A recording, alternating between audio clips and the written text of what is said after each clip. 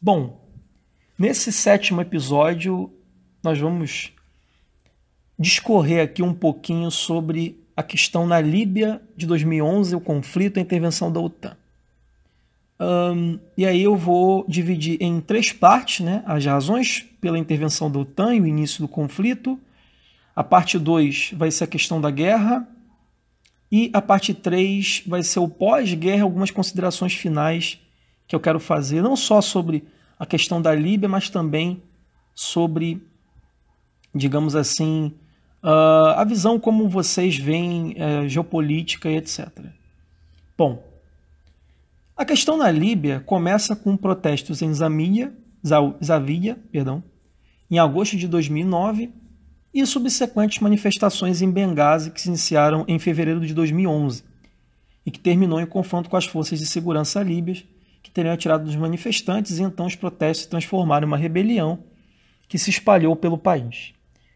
O Gaddafi fazia parte, vale lembrar que o Gaddafi fazia parte do movimento dos oficiais livres que derrubou o reino da Líbia, e o rei Idris I em 1969, iniciando a fase da República Árabe da Líbia e posteriormente a Jamahiri.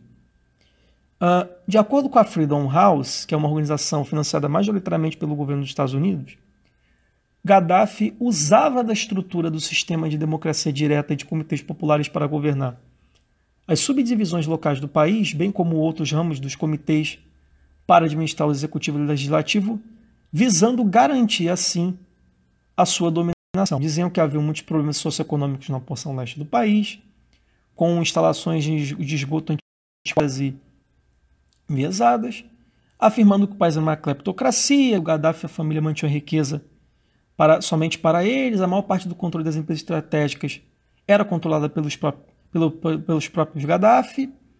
A mídia americana e parte da mídia ocidental afirmavam que a Líbia era o estado mais censurador do norte da África, do Oriente Médio, em que os comitês revolucionários tinham controle da dissidência, com o governo executando opositores. Depois esses comitês revolucionários teriam ganho poder e teriam entrado em tensões com a própria Jamahiri, enfim.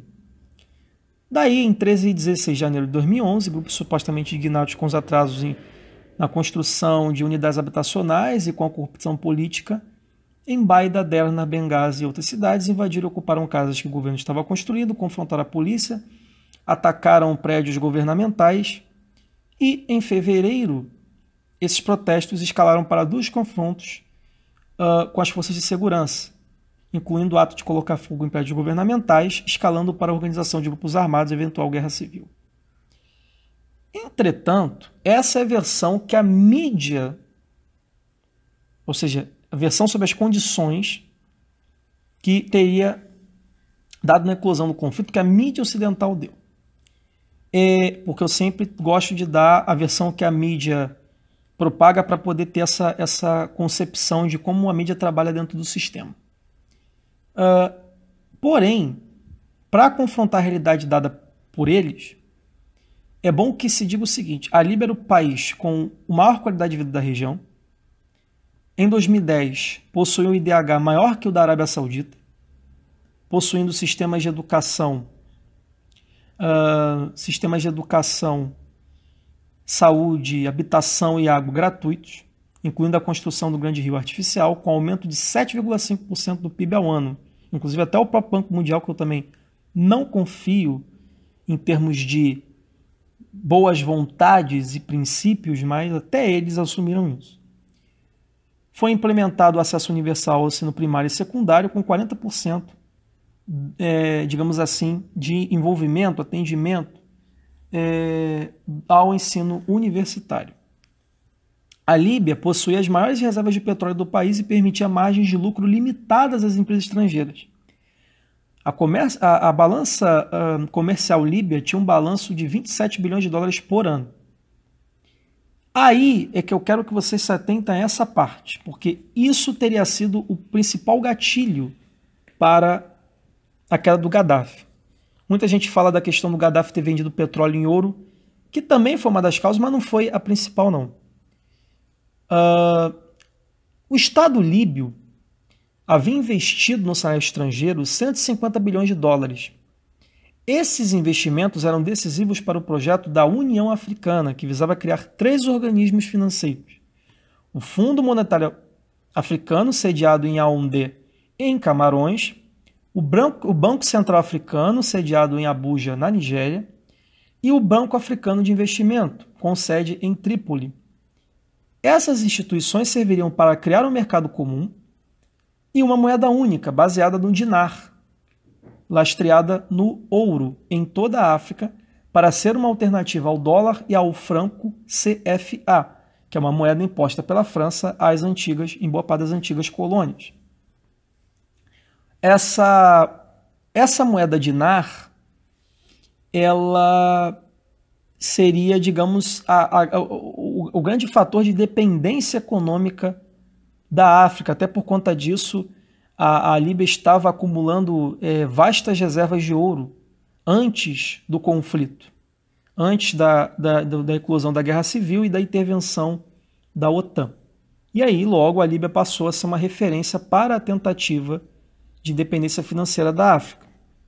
No dia 31 de janeiro de 2011, a União Africana, liderada pela Líbia, realizou uma reunião e deu a luz verde para a criação do Fundo Monetário Africano. 2 meses depois, no dia 19 de março de 2011, dois meses depois que eu digo da reunião da União Africana, as forças da OTAN, capitaneadas pelos Estados Unidos, Reino Unido, França, Canadá, iniciaram o ataque aeronaval da Líbia, sob o comando dos Estados Unidos para a África, ou AFRICOM, um dos 9 ramos das Forças Armadas dos Estados Unidos. Vários dos grupos tribais e dos grupos islâmicos hostis ao governo teriam sido treinados por várias forças especiais, em específico as do Catar, visando desencadear conflitos no país. E, como eu disse, essa teria sido a principal razão pela morte e queda do Gaddafi. O gatilho principal foi essa criação do projeto da União Africana. E antes dos bombardeios, os bancos alinhados ao sistema se anteciparam, congelaram os 150 bilhões de dólares investidos estrangeiro pelo Estado líbio, que seriam importantes para a criação do projeto da União Africana. A maior parte desses simplesmente desapareceu. Não se sabe o paradeiro deles. E esse ato foi feito, por exemplo, pelo banco Goldman Sachs, que teve Mário Draghi como vice-presidente. O grupo Goldman Sachs, vale lembrar, que tem como maiores acionistas a Vanguard e a BlackRock. Para você entender o porquê eu estou citando elas, você precisa escutar o episódio 5 e 6, pelo menos boa parte dele. Mas são as empresas que estão por trás do sistema, uma das, né? Bom, dentro desse contexto, as forças anti-Gaddafi se reuniram em um movimento chamado Conselho de Transição Nacional, como parte da Primavera Árabe, que inclusive incluía o grupo de combate islâmico líbio de orientação salafista e que acompanhava vários outros grupos islâmicos de espectro parecido, como as Brigadas dos Mártires Abu Salim, que tinham ligações com ISIL. Na época se chamava ISIL. E aí você vai entender o porquê que eu estou citando elas, especificamente num outro ponto desse episódio.